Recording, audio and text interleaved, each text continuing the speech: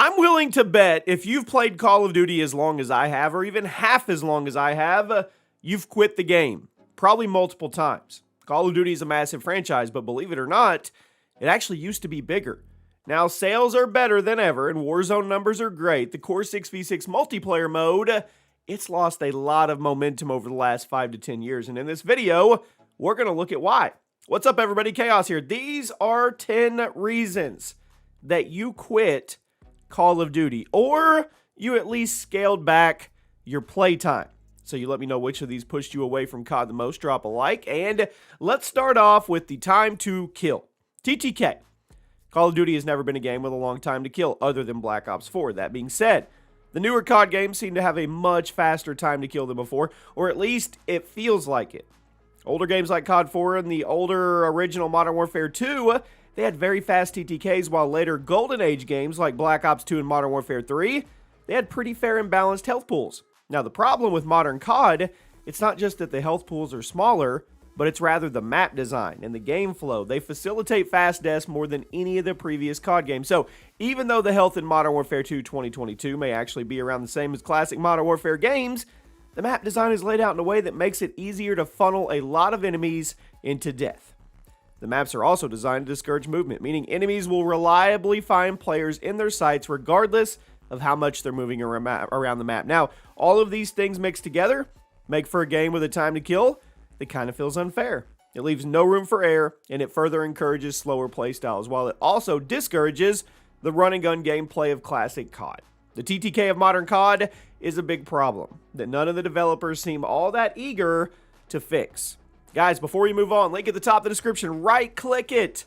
Check out the new Chaos Call of Duty channel. We have daily COD content over there. News, leaks, rumors, updates, anything that's going on in the COD community on the daily. Thank you for all the love over there. We're trying to hit 100,000 subs in 2023. The next reason you possibly put down the sticks for Call of Duty are field upgrades. Now, to be fair, in modern COD, it was actually Black Ops 3 that first gave players a special ability that charged up during gameplay, and then it was activated by hitting both bumpers at the same time. Now, the gameplay mechanic was popularized by games like Titanfall, games like Destiny, but then it was brought into the COD fold. You had the specialist abilities in Black Ops 3. Since then, the mechanic, it's been adjusted into field upgrades, and there's a ton. Now, I like the idea of adding more stuff to a creative class system. I don't actually think field upgrades were the way to go, though. By taking important aspects of the game like dead silence and tactical insertions, and then you tie them to a chargeable system, it removes them from the core gameplay loop. This is the main reason why people have been so upset about the footstep audio in recent games, and I'm actually amazed that the problem hasn't been fixed yet. Field upgrades are never going to be in your pocket. I mean, never when you want them, and since you can't rely on them, the benefits they give you are basically removed from the meta. Dead silence simply can't be relied upon, but that also means it's harder to be predicted. I mean, they make the experience less reliable for the user. They make it less consistent for the enemy, and overall, I don't think they belong in Call of Duty. I may get some heat for this, but it's my opinion. I'm going to stick to it. Things like dead silence and tac inserts, they should be part of the creative class system. And if Infinity Ward is concerned about there not being enough buttons on the controller for everything, just do what Black Ops 1 did and add equipment to the D-pad. Yes, there's a D-pad.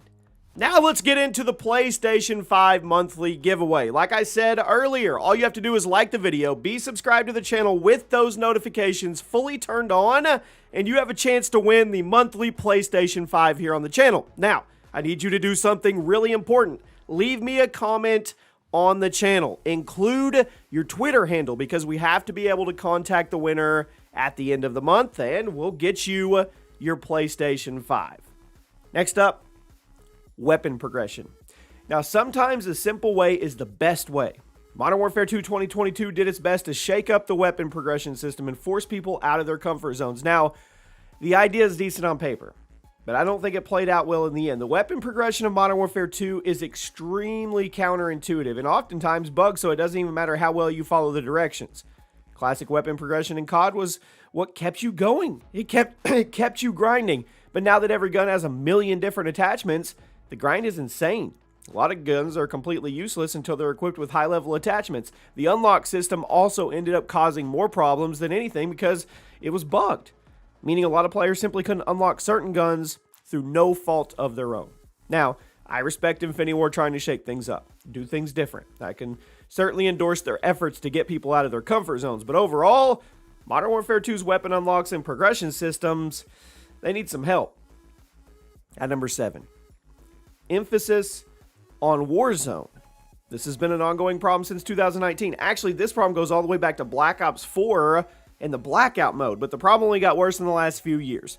Activision has a bad habit of putting way too much marketing and funding into COD's free-to-play options like Warzone, which leads to the core multiplayer experience, the one that people actually have to pay for, being neglected, going months without substantial content updates. Modern Warfare 2019, Black Ops Cold War, they were bad enough with their Warzone pop-ups and tie-ins, but COD Vanguard, it was basically just a playable advertisement for Warzone and everybody knew it.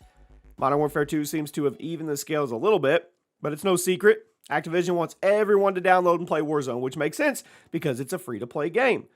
But when players drop $60 or $70 for a new Call of Duty game, what they don't want to see is constant pop-ups and advertisements for an entirely different game. An occasional pop-up, an occasional tie-in, that's cool. But to basically just use the base Call of Duty games as advertisement for Warzone, it's annoyed a lot of COD, or at least core COD players, and I don't blame them. Nobody likes paying for an advertisement, especially when the game they paid for isn't exactly what they wanted. Speaking of paid or not paid, DLC seasons. I'm glad post-launch DLC is free to every player now. I can't be the only one who's gotten tired of the whole seasonal release schedule, partially because they're so frequently pushed back.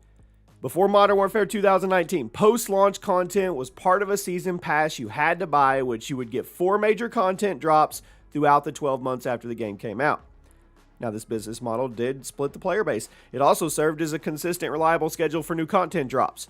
The seasonal system that COD uses now, it's much less reliable because the dates are always changing, and since we don't have to pay for it, Activision and the devs, they're less inclined to stick to that schedule or hit any kind of content minimum. In the old days, you always knew we were getting 4 new multiplayer maps and 1 zombie map or 1 third mode map with every new content drop. Now, we have no idea what we're getting with a seasonal update, and a lot of the time, we have no idea when it's coming out. It does a pretty massive number on people's willingness to stick with the game post-launch. At number 5, the user interface, the UI. I know you've probably heard by now, the guy from Hulu being hired to design COD's new user interface, but the UI problems didn't start with Modern Warfare 2. Honestly, I would say there hasn't been a great COD interface since Infinite Warfare. Ever since COD World War II, the developers have been doing their best to experiment with new kinds of interfaces, and almost none of them have been that good. COD World War II was the first to use those giant menu pages that you had to scroll through, and that was after months of forcing you to load into the HQ in order to do anything. Black Ops 4 decided to give console players a mouse cursor. They had to control with their controller for no reason. Then in Modern Warfare through Vanguard, we got the animated backgrounds with our operators and a bunch of scrolling menu options. It just kind of caused the game to stutter and lag when you change things. Modern Warfare 2, it looks like a worse version of Hulu. It's just the latest example of not good UI in Call of Duty, and a lot of players are tired of it. It may sound silly to quit a game because it has bad UI, but when the UI has been bad for 5 games straight, I think people have a right to be upset. At number 4, footstep audio. Now, I mentioned this earlier, but the footstep audio in the last few games has been a massive issue, and I really don't understand. Starting with Modern Warfare 2019, footsteps were made to be extremely loud. It discouraged movement since you didn't have any reliable way to deafen them. Going back to what I said about dead silence and field upgrades not being consistent part of the gameplay. Now, the footsteps have been changed many times throughout the last few years. IW's made it clear they want the game to be loud and obnoxious for the sake of newer players, and since IW's basically calling all the shots for the next 2 years, you see what I'm talking about. Call of Duty footstep audio has always been very simple. Teammates are quieter, enemies are louder, and they get louder and will be audible once they're in a certain radius of you and will make more noise if they're sprinting. In a fast-paced arcade shooter, it's pretty hard to get the footsteps audio wrong, honestly. I respect Infinity Ward's dedication to the immersion and the realism, but nobody would be upset if you just turned the footstep audio down by 50%. As many people have pointed out, this footstep audio style isn't even realistic, so I really don't know why they're holding on to it so passionately. Actually, I do, but that's a video for another day. At number 3, map design. I kind of touched on this earlier, but the map design in modern COD games just isn't good for classic COD gameplay. And you can say, well, Jimmy, that's because classic COD gameplay isn't in style anymore. But that doesn't mean it's not an issue for a lot of players. The map design in recent COD games has not only been much darker, less aggressive than old school COD, but it's also been filled with a lot of unnecessary areas, cover pieces, dead-end routes that make the experience frustrating. Again, Infinity Ward is all about realism and immersion, and obviously in a realistic military shooter, I know, the maps aren't all going to be straightforward 3-lane layouts, but there has to be a middle ground. When Modern Warfare 2 first came out, I thought we had reached that middle ground with the map design, but it's clear that the spawn engine and the footstep audio being what they are, IW still doesn't want this game to be played like an old school COD game. Map design is more than just the actual layout of the map, and as the game stands right now, that design philosophy isn't for me. Modern COD map designs, they need to stop trying to be cool and realistic and instead just make a great map that flows well and has half-decent spawns. The problem with modern COD map design is the maps are either too big and campy or too small and crazy. Where is the middle ground? And number 2, bugs. Bugs. Call of Duty was never a perfect game, but it was also never this buggy. Yes, older games like Modern Warfare 2 and Black Ops 1 did have their fair share of bugs, but you never had to worry about core features working properly. Modern COD players are always worried about new updates completely breaking the game or new content being completely busted, and that's not right when you're spending money. How is it one of the biggest shooters in the history of the gaming industry, has a bad rep like this when it comes to bugs and game stability? What happened? Never before was it a commonplace for progress bars to stop working or progress to not be tracked or portions of the map to be completely broken. Call of Duty has a very bad rep these days when it comes to bug, and I was hoping Modern Warfare 2 would shake that reputation, but not yet. Maybe the 2-year cycle will give the QA team a little more time to make sure everything is ready for launch. I don't know. And at number 1, probably one of the most common reasons you threw your controller or shut off your PC and quit COD or uninstalled has to be SBMM. The single biggest contributing factor to people leaving the franchise is skill-based matchmaking. There's no doubt in my mind. Everything I've said about Call of Duty in this video all comes back to the fact that there was a very casual and social game at first, and in recent COD games, we shook those labels. Everything pushing people away from COD are things that make the game less social, more sweaty. Perhaps the biggest culprit is this new matchmaking system that heavily favors recent performance over things like ping or player level. Without that randomness in the matchmaking, off-meta classes are much harder to use. Camo challenges have become much more of a grind. As skilled players, they're infinitely put in MLG scrim lobbies, while less skilled players are forever stuck with people with no thumbs. They're doomed to never actually get better at the game they paid $70 for. Skill-based matchmaking doesn't work in a game like Call of Duty, and as long as it's in the game, the more people are going to get tired and walk away. COD players want to take it easy and play against whoever the game throws at them. Having to play the same way every game and take it super seriously no matter what is not a fun way to play Call of Duty. And until the issue is actually addressed and talked about, the old school players simply won't come back. The game is fundamentally not designed for this kind of matchmaking, and no kind of algorithm can change that in my opinion.